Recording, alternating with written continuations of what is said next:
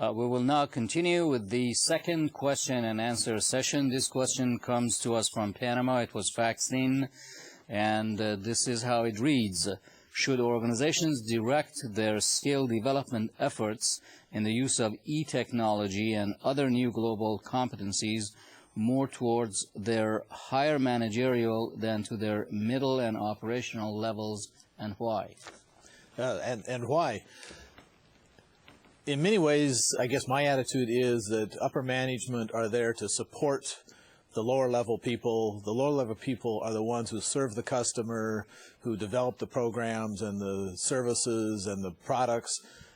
So ultimately, they are the ones that need to be up to date. So training and e-technology probably needs to be focused on lower and upper and middle level employees. But having said that, the leadership comes from the top, and they also need to be trained, and so it really is a full organizational effort. We were just discussing that the leadership needs to be supportive of the people as well. So the next question comes from Mexico. Go ahead, please.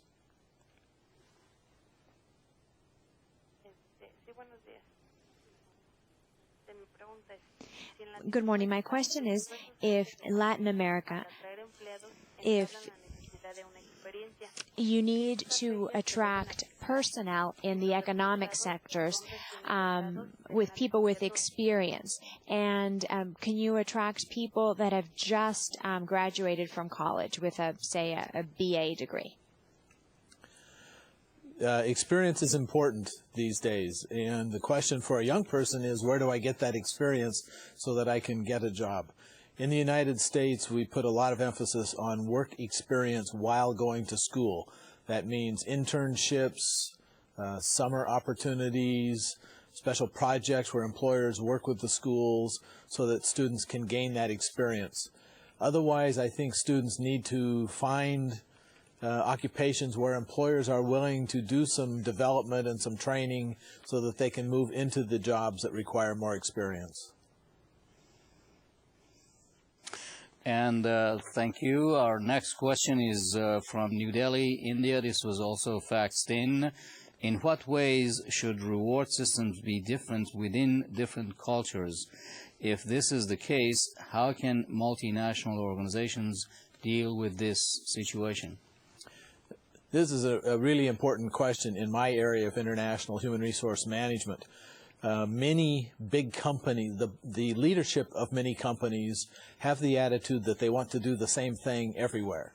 It simplifies control, it simplifies the management of the organization.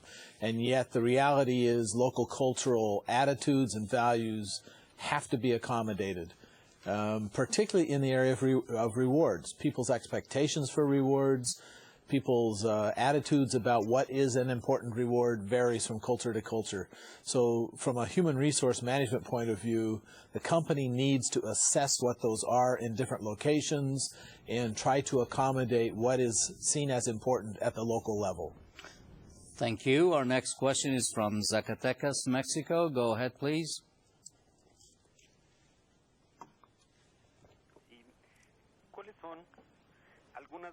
What are some of the competencies and attitudes that the human resource managers should show towards talented personnel? What are the attitudes? Well, I see two issues here. One is, what are the attitudes of the human resource manager? And from my point of view, the manager needs to place importance on recruiting people with talent and people with capability. What are the attitudes of the employees that you're looking for? An interest in doing a good job, in working hard, in meeting the rules and procedures of the organization. And I understand these vary from culture to culture, but if there is an importance, say, on timely behavior, timely work, meeting deadlines, then you look for people who make it obvious that that's what they're interested in doing.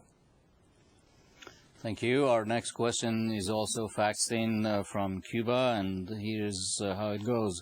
Should directors of new human resources function have more of a business than a technology professional background, or both? I would say both. maybe even more than that. I can remember years ago when I was studying to become a professor of human resource management, some of us joked that maybe human resource managers needed degrees in accounting. They need to understand the business. They need to be able to read the financial statements. They need to know why a business makes the decisions that it does and how it makes money. But they also need to understand the technology and things that drive the business as well. So these days it's more than understanding some simple personnel activities. So as technology is becoming more and more complex, how do we balance that, and to what extent do we put emphasis on technology developments? Because that's also a ever-changing world. This is one of the ways I think human resources can contribute to the success of the business, by both finding people who have those skills and by making sure that the training and the opportunities are there for the firm itself to develop and keep on developing technology capability. And new technologies, in your world, which new technologies do you find interesting? Well, in the human resource world, there are needs for databases that maintain information about employees on a global basis, not just on a country-by-country or regional basis. This requires software and databases that handle multiple languages, names that have different styles, different lengths, and under privacy rules these days and protection of employee privacy, transferring information from one country to another has become a major problem for big companies. And I guess that also goes for multiple websites in different languages and all the other information technologies that we use. Great. Thank you for your excellent questions, but we have run out of time. We hope that you have enjoyed participating once again in this exciting multilingual and multinational program.